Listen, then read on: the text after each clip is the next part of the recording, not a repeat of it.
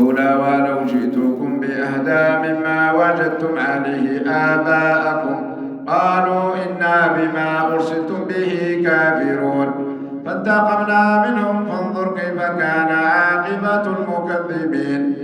وإذ قال إبراهيم لأبيه وقومه إنني براء مما تعبدون إلا الذي فطرني فإنه سيهدين. وجعلها كلمة باقية في عقبه لعلهم يرجعون. بل متعت هؤلاء وآباءهم حتى جاءهم الحق ورسول مبين. ولما جاءهم الحق قالوا هذا سحر وإنا به كافرون.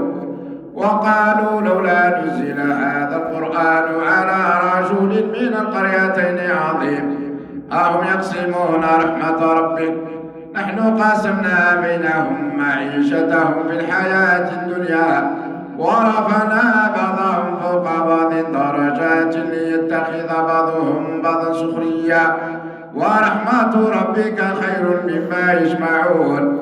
ولولا أن يكون الناس أمة واحدة لجعلنا لمن يكفر بالرحمن لبيوتهم سقفا من فضة ومعارج عليها يظهرون ولبيوتهم أبوابا وسرورا عليها يتكئون وزخرفا وإن كل ذلك لما متاع الحياة الدنيا والآخرة عند ربك للمتقين.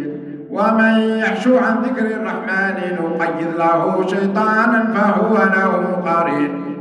وإنهم لا يصدونهم عن السبيل ويحسبون أنهم مهتدون حتى إذا جاءنا قال يا ليت بيني وبينك بعد المشرقين فبئس القرين.